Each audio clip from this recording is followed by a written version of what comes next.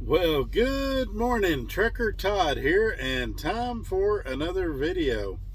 If my eyes look out of it, it's because I've been driving all night, and by the time you see this video, I will be asleep. But anyway, it's Wednesday, and it's time for another video, so let's get into today's topic. But before we do, I was recently at the Dart Yard there in Lancaster, Texas. I ran into several guys that view this channel, and I just wanted to give a shout out to them and say thanks for watching. It's always great when I can make it to a terminal and meet some of you guys or see some of you guys at a truck stop or something like that. So if you happen to see me somewhere, come up and say hi. And so anyway, I just wanted to get that thrown in there. All right, folks, here's what today's about. We're going to talk about replacing the driver. Now, if you've been to Walmart lately, or even some fast food chains such as McDonald's, you've noticed that cashiers are being replaced with automated things, self-checkouts and things like that. And it kind of makes you wonder if that's not going on in trucking too. For as long as I can remember, drivers have been advocating for better wages, better conditions, things like that. And trucking in general, I'm not referring specifically to Dart, I'm just referring to trucking in general, has seen a huge amount of experienced drivers leave the industry. And it's left this huge void that needs to be filled. Look, if you Google anything about trucking, you're bound to find articles about a driver shortage. And we can debate if there's actually a driver shortage or if there's just companies that aren't wanting to pay drivers. Companies that are paying drivers well, that are taking care of their drivers, aren't experiencing a shortage right now. But I've narrowed it down. I think there's three basic ways they've tried to replace the driver, the experienced driver. And I want to talk about those three things in this video and who it benefits and who it hurts and things like that. So this should be a really good video, but as you can see, I'm tired, so it's probably going to be a fairly short video. Y'all stay with me. Here we go. Hey, Trucker Todd here, and today's video is sponsored by the fine folks at Mudflap. If you're not familiar with the Mudflap app, they offer you ways to save money on fuel.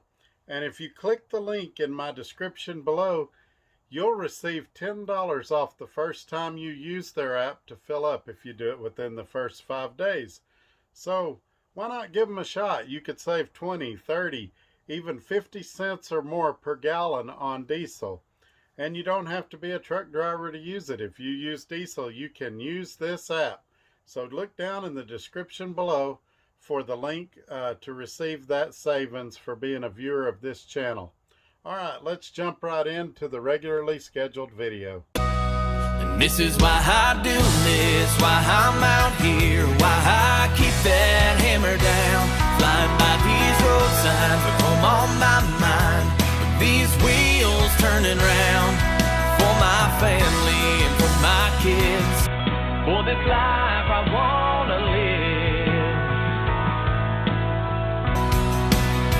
And this is why I do this.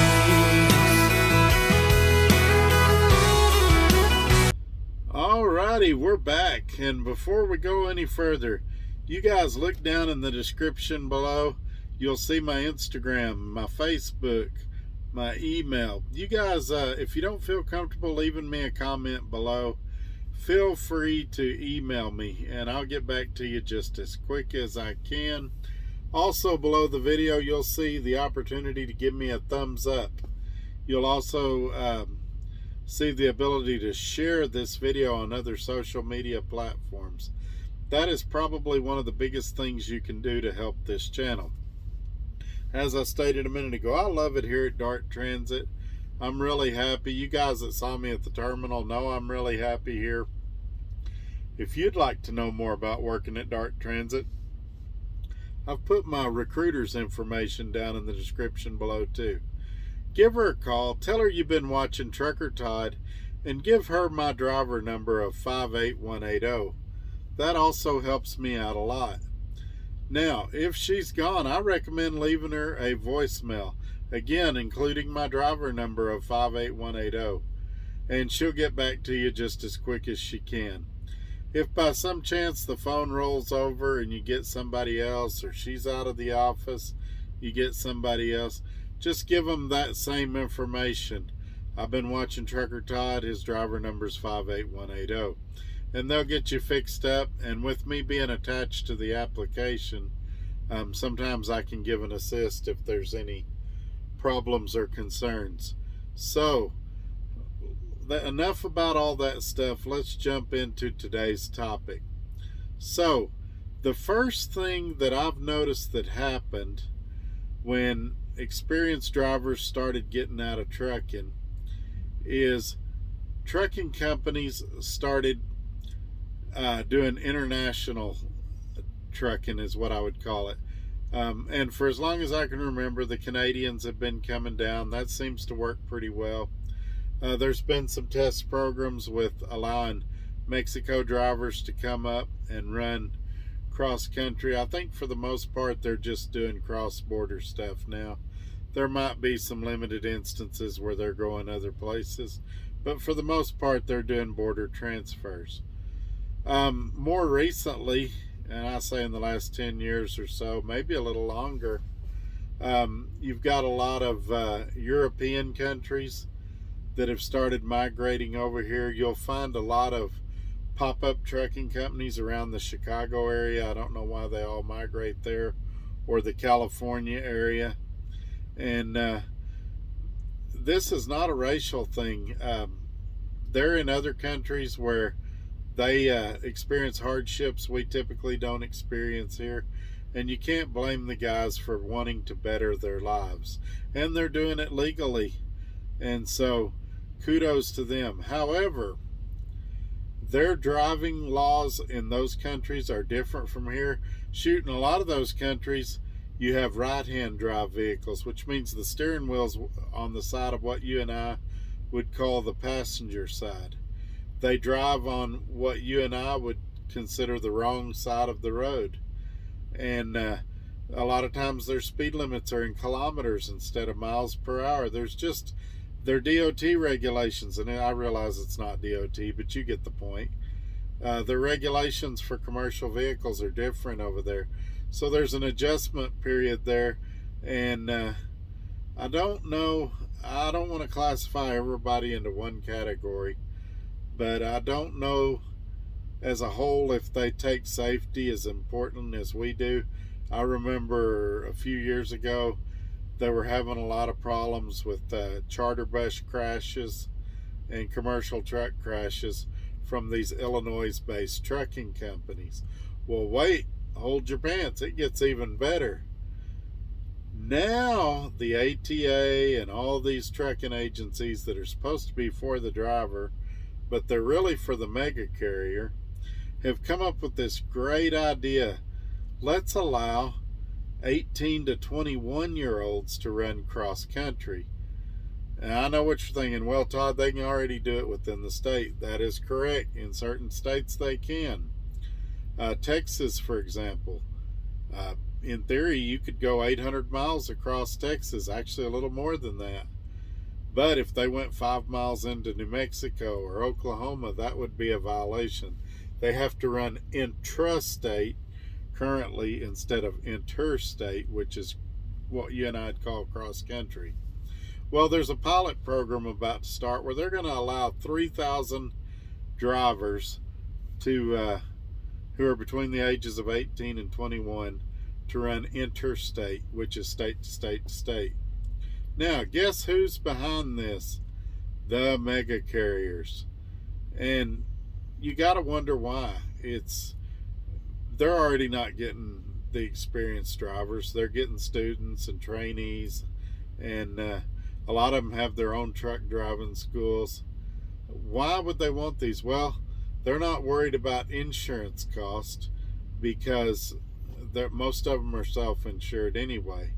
So it's just a way for them to save on labor. Now, before you say, well, when I was 18, I was a great driver, insurance companies will tell you that a male under the age of 28 or 25, their insurance premiums will be higher until the day they turn 25. Why did I say a male? Because females are typically cheaper than males. Why is that? Because think about when you were a high schooler as a male. You're a show-off. You're a hot rodder. You're at a greater risk to have an accident as a young adult, as a male, than you are as a female. Females are typically safer because they're more careful when they're learning to drive. That's not chauvinistic. That's not anything bad. That's just the statistics. Any insurance company will tell you that young females are typically safer than young males. So, if the insurance company who makes their living off a risk tells you that 18 to 21 is going to be more dangerous, you can bank on it. And so what they might save on not having an experienced driver working for them, they're going to lose in safety. And it's actually, you could say, well, it's only $3,000. They're just testing it out. It's a program that I hope doesn't succeed. I think 23 is a pretty good age for most guys to start, maybe 21, but we need to be looking more at the root cause. Why are experienced drivers getting out of the industry? Okay, moving on to the next one. All these beepers and buzzers and adaptive cruise control and lane keeping assist and all of this they're putting on the new trucks. In addition to hiring younger, inexperienced drivers, now we're getting all these driving aids on the truck that are supposed to make us all safer. You know, the things that slam on the brakes when you go under a bridge. The things that when somebody's exiting off, it thinks they're in your lane and it slams on the brakes. We're getting all this on the truck. I remember a while back telling a safety guy that I don't even feel like I'm driving no more. I feel like a steering wheel holder because computers control everything. And so I think that's how they're supplementing. Well, we'll put younger guys in the truck with less experience to save money on labor, and then we'll put these driving aids in there to supplement them. I want you to think about that for a second. If you had to sleep behind somebody, would you rather sleep behind somebody that had 20, 25 years experience or somebody that had 6 months but had all these driving aids? I think most of us would want the 20 or 25 years experience. Okay, moving on. As I said, we're going to try to keep this video short and moving fast. The next thing I want to talk about is these self-driving trucks that are supposed to be coming out. Everybody's worried about these autonomous trucks that are going to take over the industry and put us all out of work. Well, I think we need to kind of put it in perspective. The companies would love it, especially the mega carriers. They wouldn't have to pay a guy $40,000 to $80,000 a year, whatever.